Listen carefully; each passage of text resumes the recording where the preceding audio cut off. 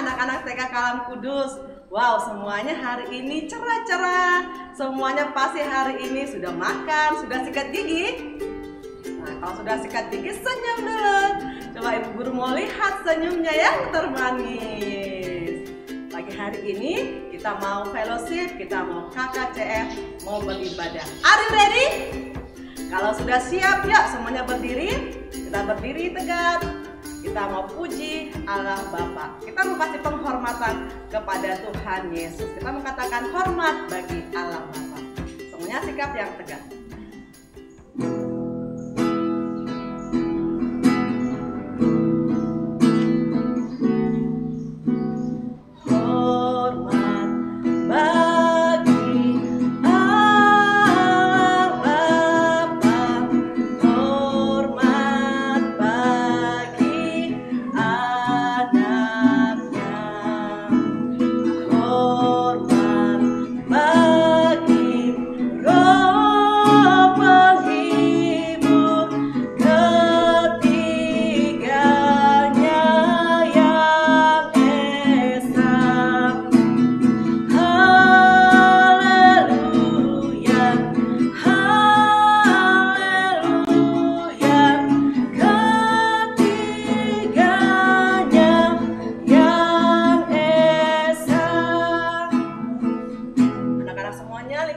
Kita mau berdoa. Kita berdoa, Tuhan Yesus, terima kasih untuk pagi hari ini. Tuhan Yesus masih memberikan kami nafas kehidupan. Pagi hari ini Tuhan Yesus, kami mau ibadah, kami mau dengar firman Tuhan, memuji Tuhan Yesus. Berkati KKCF kami hari ini, biar menyenangkan hati Tuhan Yesus. Terima kasih Tuhan Yesus, kami berdoa di dalam nama Tuhan Yesus. Amin. Oke, nah semuanya hari ini tetap bersemangat. Nah, kalau bersemangat, mana senyum termanisnya? Ibu Guru Salma mau lihat senyumnya yang terbaik, smile. Nah, anak-anak Tuhan Yesus pasti selalu bergembira, selalu bersemangat. Ya? Oke, kita mau angkat satu pujian, kita mau katakan senyum dan bermuka gembira. Coba semuanya harus senyum ya dan bermuka gembira.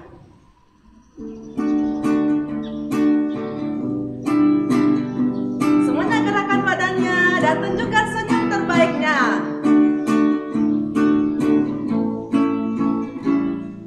Senyum dan bermuka gembira. Angkat tangan, pujilah Tuhan. Bersuka cita semua.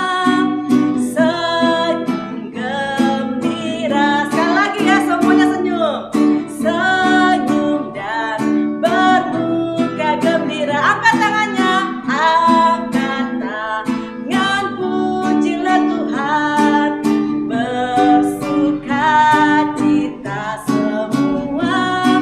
Senyum gembira. Wah, sudah senyum, semuanya gembira. Wah, semuanya pasti ganteng, semuanya pasti cantik-cantik. Nah, sebelum kita bernyanyi lagi, kita mau ucapkan dulu ayat hafalan kita. Kita punya ayat hafalan. Ayat hafalan kita dalam Amsal pasal 28 ayat 20. Orang yang dapat dipercaya mendapat banyak berkat. Amsal pasal 28 ayat 20. Orang yang dapat dipercaya mendapat banyak berkat. Oke, kita mau puji Tuhan lagi. Nah, Ibu Guru saya mau tanya dulu, siapa yang pernah bohong? Nah, bohong itu berkata yang tidak jujur, berkata yang tidak benar. Ada yang pernah bohong? Bohong itu adalah suatu dosa yang Tuhan Yesus tidak senang. Kita mengangkat pujian ini, saya senang menjadi anak Tuhan. Yuk, semuanya nyanyi ya. Yuk, tepuk tangannya.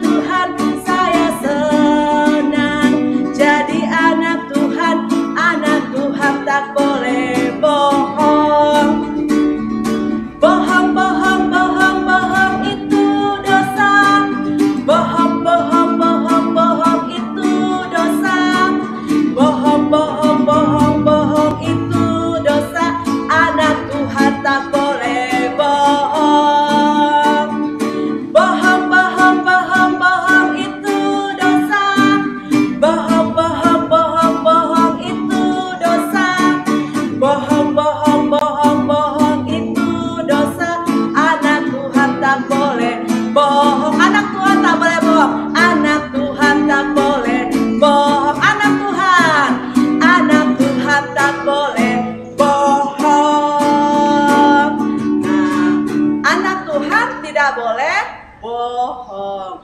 Tuhan Yesus sedih kalau kita jadi anak yang suka berbohong. Oke, kita mau dengar firman Tuhan. Kepada Ibu Guru Yanti, saya persilakan.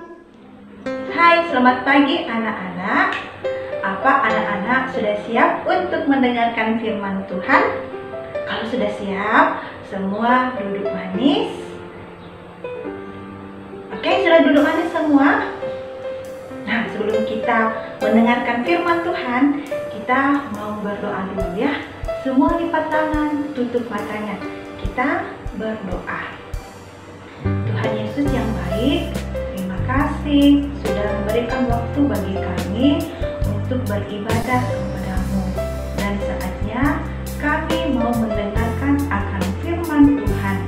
Kiranya Tuhan memberkati kami sehingga kami boleh mendengarkan firman Tuhan dengan baik dan kami boleh melakukan di dalam kehidupan kami setiap hari.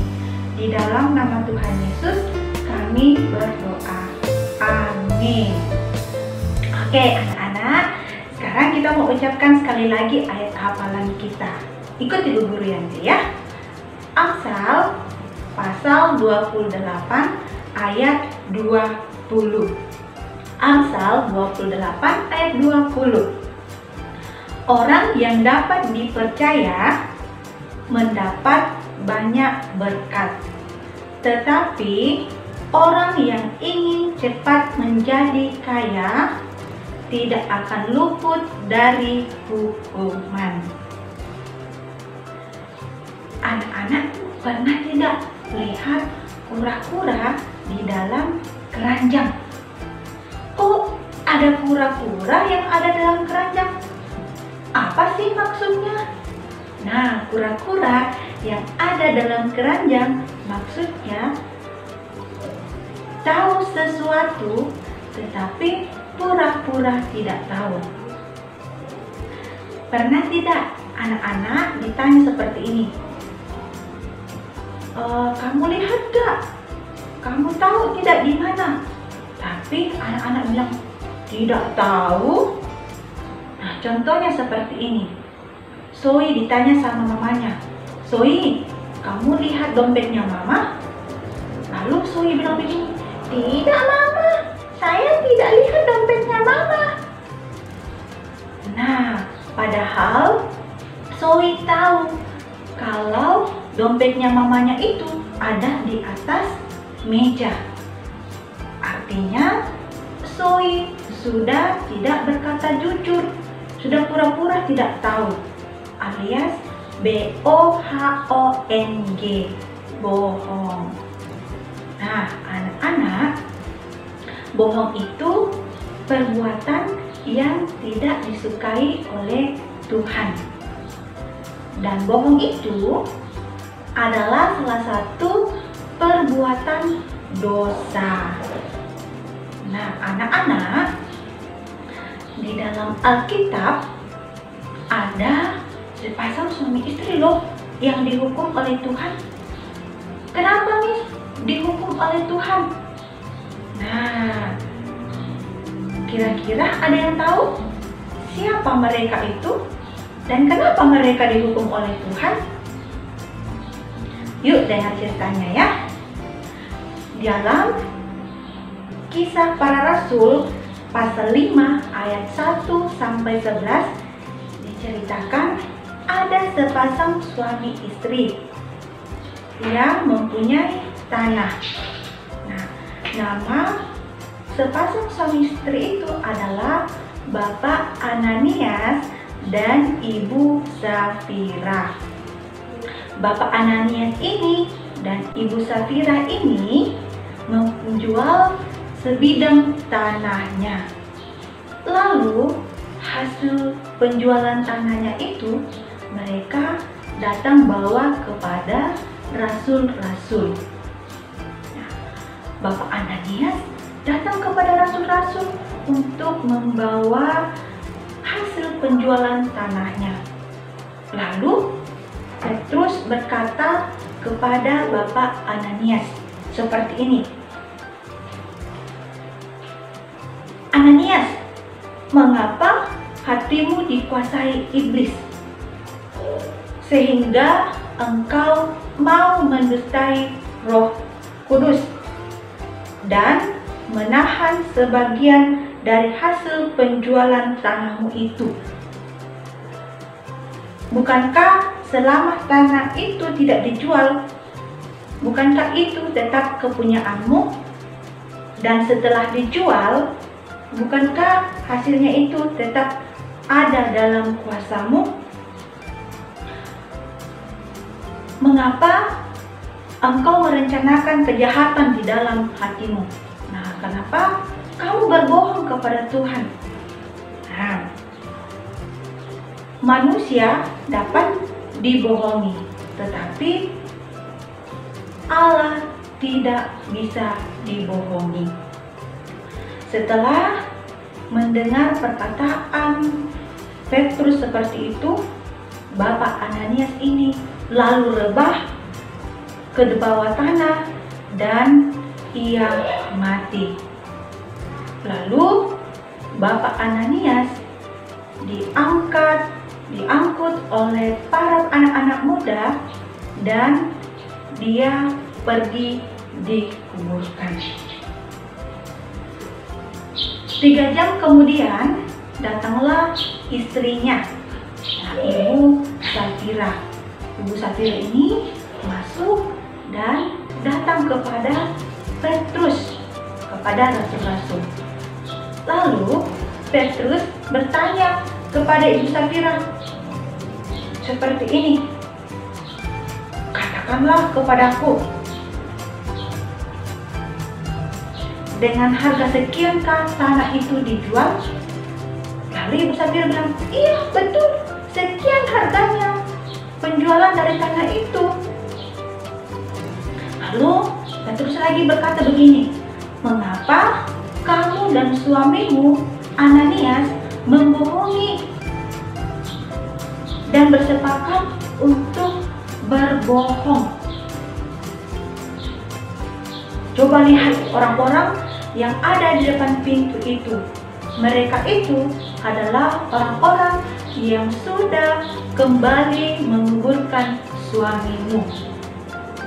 Dan orang-orang itu juga yang akan mengangkatmu dan pergi menguburkanmu.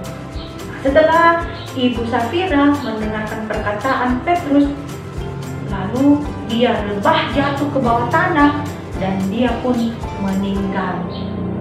Kemudian orang-orang yang pergi menguburkan suaminya tadi mengangkat dia dan pergi menguburkannya di sebelah kuburan Bapak Ananias. Nah, anak-anak, kita sudah mendengarkan kisah atau cerita dari Bapak Ananias dan Ibu Safira yang sudah berbohong. Nah, mereka tidak berkata jujur. Nah, mereka sudah ditanya, tapi mereka tetap berbohong. Mereka tidak mau mengakui seberapa besar penjualan tanah mereka.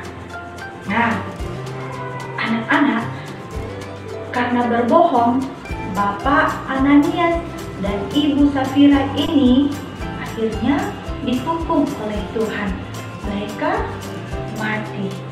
Nah, anak-anak, mau tidak ada hal yang tidak menyenangkan hatinya anak-anak terjadi karena anak-anak sering berbuat bohong atau berkata tidak jujur?